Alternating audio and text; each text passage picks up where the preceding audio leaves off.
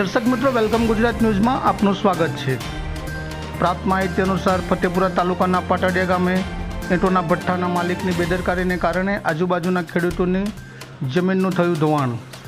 પ્રાપ્ત માહિતી અનુસાર ફતેપુરા તાલુકાના પાટડિયા ગામે ઈંટોના ભઠ્ઠાના માલિકની બેદરકારીના કારણે ખેડૂતોના ખેતરોમાં પાણી ધોવાણ થતાં જેના કારણે તેમના પાકને તો નુકસાન થયું જ છે, પરંતુ તેની સાથે સાથે માટી પણ પાણીમાં તણાઈ ગઈ છે, જેથી જમીનનું પણ મોટું ધોવાણ થયું હોવાથી યોગ્ય તપાસ કરવા માંગ થઈ છે।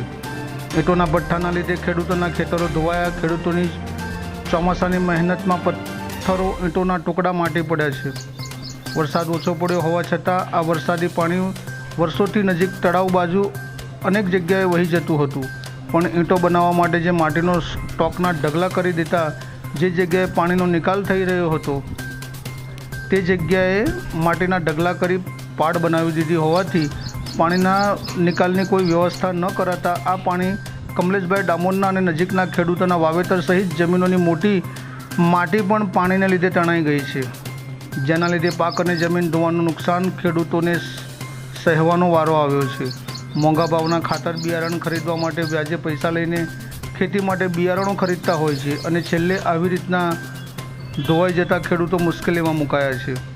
અને શિયાળુ અને ઉનાળુ પાણી ન હોવાથી ચોમાસું સિઝન ઉપર જ નિર્ભર હોય છે, ત્યારે આવી રીતે નુકસાન થતાં આખા વર્ષનું ગુજરાન ચલાવવામાં મુશ્કેલી વેઠવી પડતી હોય છે। Bureau report, Maganbhai Damor.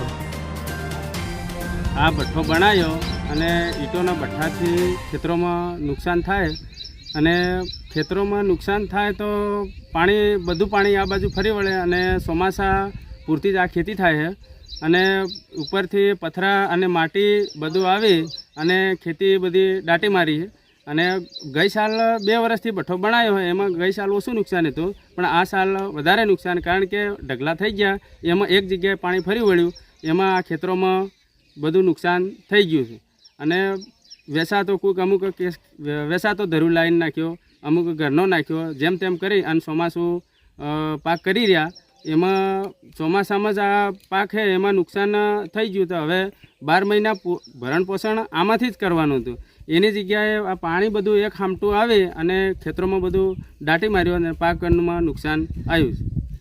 શું નામ છે આપનું? ડામોર કમલેશભાઈ સોમાભાઈ।